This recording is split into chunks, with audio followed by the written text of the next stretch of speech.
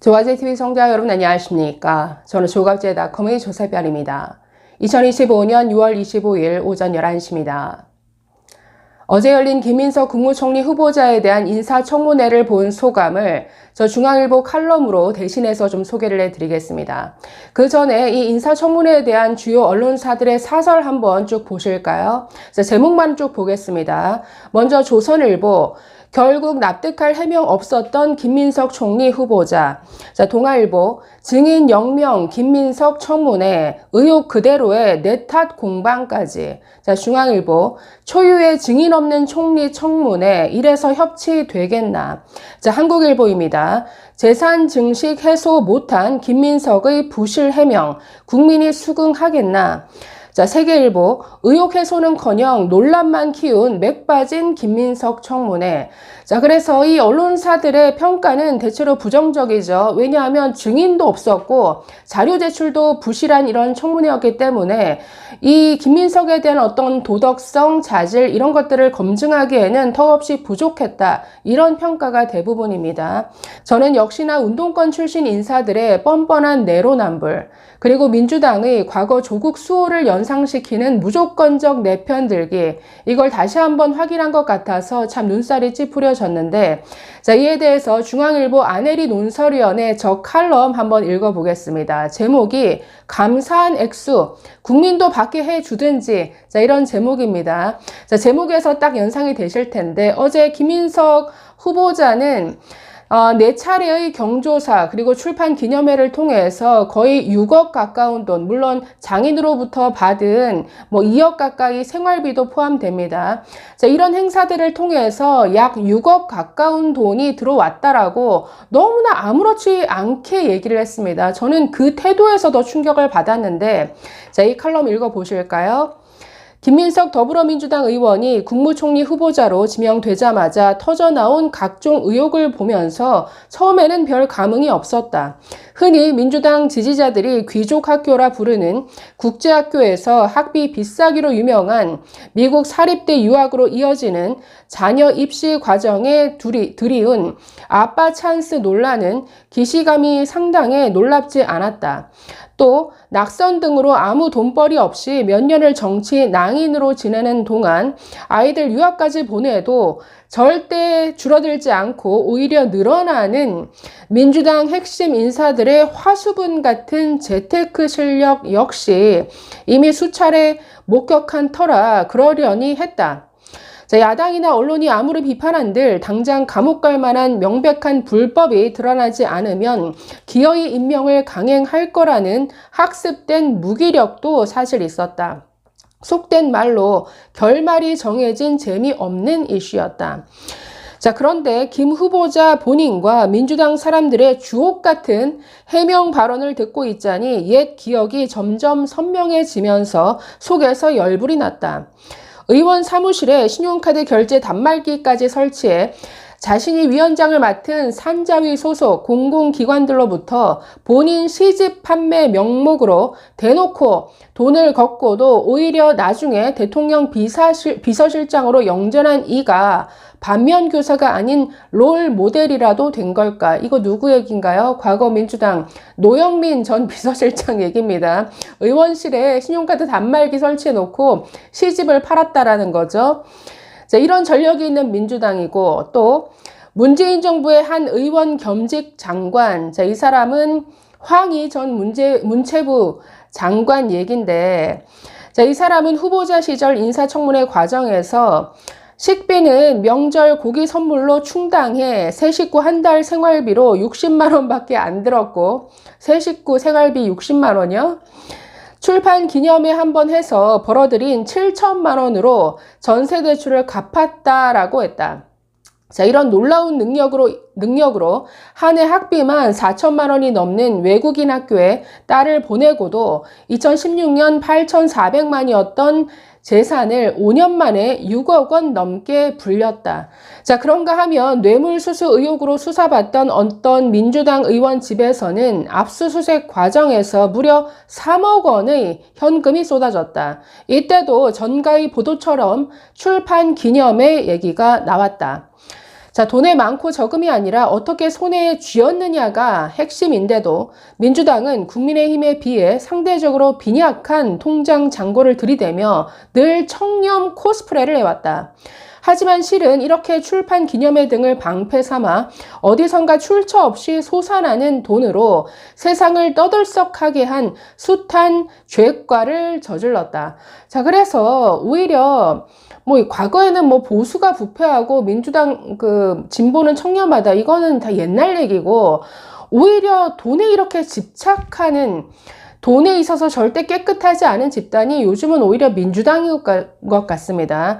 자, 그래서 사실 이번 이 김민석 총리를 둘러싼 논란은 과거 조국 사태도 연상시키고 또 임종석 전 비서실장, 즉 운동권 출신들, 한 번도 돈을 제대로 벌어본 적이 없는 이 운동권 출신들이 대체 어디서 돈이 나서 아들, 딸을 그렇게 유학을 보내고, 임종석 전 실장의 딸은 아주 해외 유학뿐만 아니라 정말 아주 호사스러운 이런 여행과 아주 명품을 즐기던데 대체 무슨 돈으로 이런 얘기가 나올 수밖에 없죠. 자, 계속 보시면 이를 본 국민은 상식적인 눈높이로 이 사람들이 망신당할 만큼 당했으니 이젠 다들 처신의 신중을 기할 거라고 기대했었다. 그런데 웬걸? 정작 본인들은 이를 망신이 아니라 특권의 과시라 여겨 오히려 이 방면의 능력을 키운 모양이다. 뻔뻔함이 더 늘었으니 하는 말이다. 저는 사실 어제 이 해명보다도 김민석 후보자의 이 태도가 저는 더 참 기가 막혔습니다. 어떻게 사과 한마디 안 하죠? 출판 기념회 또는 무슨 자신의 재혼 결혼식에 하객이 3,000명이 왔다고요? 무슨 세계의 결혼식인가요? 그래서 일반 국민들로서는 도저히 상상할 수 없는 액수의 돈봉투가 오가는 그런 돈봉투 판이 그동안 정치권에서 있어 왔다라는 것을 이 김민석 논란을 통해서 전 국민이 알게 되었는데, 자, 그러면 이런 국민 눈높이에 맞지 않는 일들에 대해서 적어도 반성하고 고개 숙이는 모습을 보였어야죠. 자, 그런데 어제 김민석 후보자의 태도는 처음부터 끝까지 그동안 원래 이런 거야. 너희들이 몰랐던 것 뿐이지 원래 정치권에서 오가는 금전적인 규모가 이래. 이런 뻔뻔한 태도를 일관했습니다. 이게 정말 보기 민망한 모습이었는데, 자, 계속 보시면 어제 김 후보자 인사청문회만 봐도 알 수 있다. 야당이 지난 5년 동안 의원 세비 등 신고 수입 5억 원보다 8억 원이 더 많은 13억 원을 어떻게 지출할 수 있었는지 자금 출처를 따져 묻자 김 후보자는 구체적인 내역을 공개하는 대신 경조사비와 출판 기념회 2번, 장모님의 생활비 지원을 언급하며 감사한 액수지만 과한 경우는 없다라고 했다. 근로소득도 그렇다고 투자 수익도 아닌 타인으로부터 거저받은 6억에서 8억 원을 그저 감사한 액수로 퉁칠 수 있다는 그 대범함에 놀랐다. 보통 사람 같았으면 자금 출처 없다고 엄청난 세금 두드려 맞았을 일이다. 자, 그러니 전형적인 운동권식 내로남불. 이 정도, 과거나 민주화 운동도 했는데 이 정도 받을 수 있는 거 아니야? 그러니까 이런 선민의식이 저는 깔려 있다라고 봅니다. 감사한 액수지만 과하지는 않다. 자, 이렇게 어떻게 6억, 8억 되는 규모를 감사하다라는 말로 퉁칠 수 있느냐, 이런 지적입니다. 자, 마지막 부분. 앞서 20일 한 라디오 인터뷰에서도 김 후보자는 국회의원이 경조사와 출판 기념회 그런 경험을 할 때 통상적인 액수와 맞춰봐도 맞다라고 당당하게 말했다. 행사 4번에 6억 원 정도 벌어들이는 게 통상적인 액수란다. 다른 민주당 인사들도 비슷한 얘기를 한다. 성치훈 민주당 정책위 부의장은 한 방송에서 재산 형성 관련 연일 김 후보자에게 맹공을 퍼붓고 있는 주진우 국민의힘 의원을 향해서 정치에 입문한 지 얼마 안 돼서 출판 기념회가 이렇게 이용되고 있는지 잘 못 깨닫고 있다라고 했다. 아니, 니들이 모르는 거지. 원래 이 정도가 맞다니까. 자, 쉽게 말해 당신은 의원 경력이 짧아서 못 받아봐서 모르는 모양인데 이게 관례라는 소리다. 이런 허튼 소리를 당당하게 하려면 국민도 이런 감사한 액수를 받을 수 있게 해주라. 그게 아니라면 출판 기념회 제도를 개선하든가.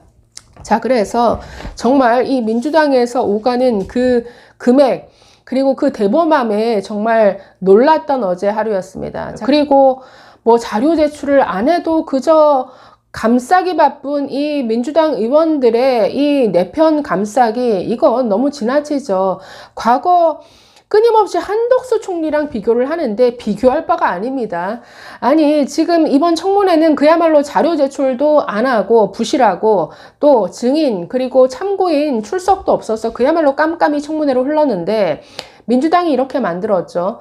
지금 박찬대 정청래부터 김민석을 지키는 게 이재명을 지키는 것이다. 과거 조국 수호식 내편 들기를 하고 있는데, 아니, 과거 한덕수 총리 청문회 때 총 1000건이 넘는 자료 제출을 민주당 측에서 요구를 했습니다. 자, 그런데 그 자료 제출 중에 어떤 내용이 들어가 있었느냐? 사망한 지 30년이 넘은 부모의 모든 부동산 거래 내역, 50년 동안 받은 봉급 내역, 모든 출장 기록, 10년간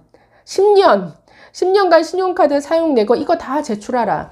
이거 사실상 제출하기 어려운 자료죠. 그런데 김민석 후보자는 정말 가장 검증에 필요한 자료마저 제출하지 않았습니다. 출입국 기록 그냥 법무부에서 떼오면 되는데 이걸 본인이 엑셀로 작성해서 내느라 중간중간 틀린 부분도 발견되고 했는데, 이런 내로남불로 일관했던 어제 김민석 후보자 청문회 정말 유감입니다. 감사합니다.